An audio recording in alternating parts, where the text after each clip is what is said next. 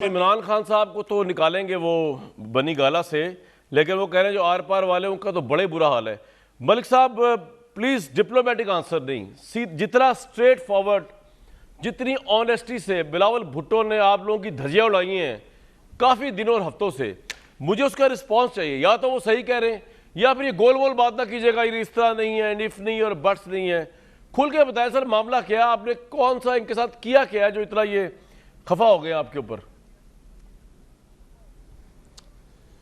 नहीं देखिए कामरान साहब, आर और पार के मामले को तो बिलावल साहब की पार्टी ने खुद सैबोटैज किया। अगर ऑनेस्टली मुझसे पूछते हैं, अगर ये पीपल्स पार्टी इस मलिक साहब कैसे है और पीपल्स देखे ना, पीपल्स पार्टी अगर सिस्टम का हिस्सा रहना चाहती है तो पीपल्स पार्टी फिर ये अपना हक जो है कि वो ये कहें कि ये इंतखाबात मुनसिफाना नहीं थे, ये वज़ीर आज़म सिलेक्टेड हैं, इस सिस्टम पे हमारा एतराज़ है, फिर अपने उस मौक़िफ़ की भी फिर कोई उनको सब्सटेंशिएशन प्रोवाइड करनी पड़ेगी कि वो सिस्टम का हिस्सा भी रहते हैं।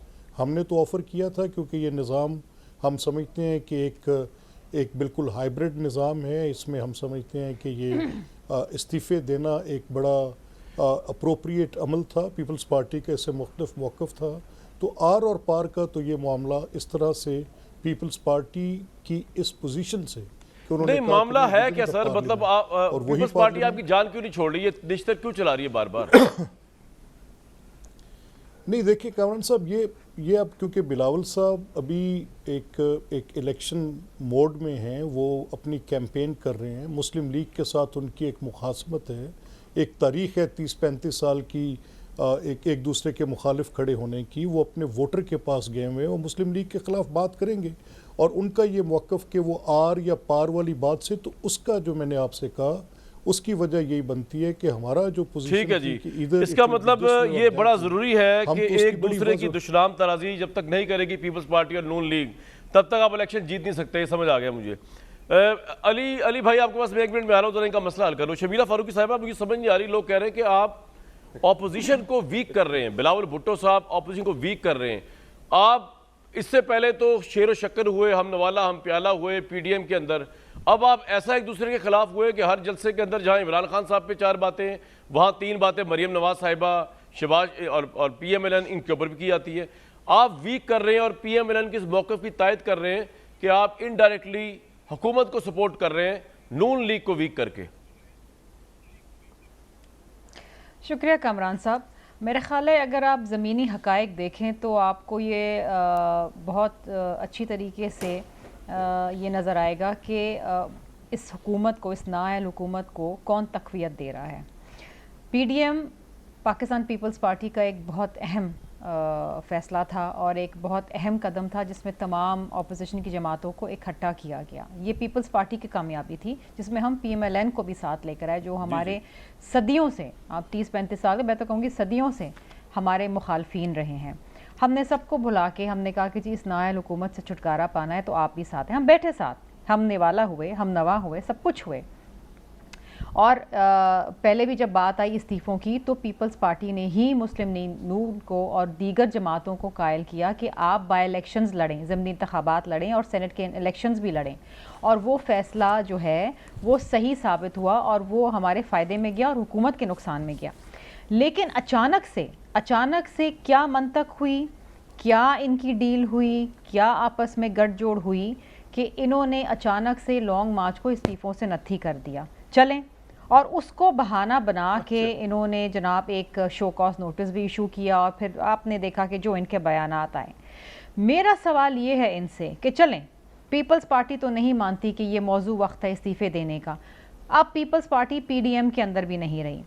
व्हाट इज स्टॉपिंग पीएमएलएन कि वो अपने रेजिग्नेशन दें? आप इस्तीफ़े दें, पंजाब असेंबली से भी दें, आप इस्तीफे दें नेशनल असेंबली से भी, अगर बैठ जाएं। शबीला साहब देखिए, इस्तीफे तो आप भी नहीं दे रहे थे और अगर आपने नहीं दिए तो इन्होंने नहीं दिए।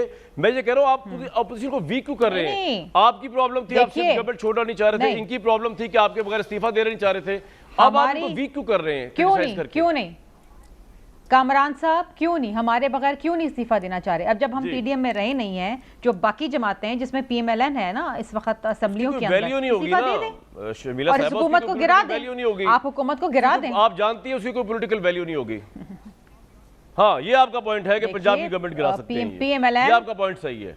देखिए पंजाब की देखें, और पंजाब की गवर्नमेंट अगर गिर गई, और हमने तो पीपल्स पार्टी के प्लेटफॉर्म से इनसे कहा था कि हमजा शहबाज को बना दें वजीर आला पंजाब का, हम आपका साथ देंगे, वहां से शुरू करते हैं। ये नहीं थे तैयार, क्यों नहीं थे तैयार? इनसे पूछें। ये गिरा देना बोझदार की हुकूमत, तो इमरान खान साहब की कमर तो टूट जाएगी। क्यों नहीं, किसका इंतजार कर रहे हैं? पीपल्स पार्टी को भूल जाएं फॉर अ मोमेंट, इस्तीफे देने ना, झगड़ा अगले मरले में अली नवाज अमान साहब, आप इतने खुशकिस्मत हैं कि पहला साल आपको ये छूट मिल गई, प्राइम मिनिस्टर ने कहा जी हमें तो पता ही नहीं था, हमें तो ट्रेनिंग की कोई नहीं, ट्रेनिंग ऑन जॉब की आके। अगला साल आपको ये छूट मिल गई, कोरोना आ गया।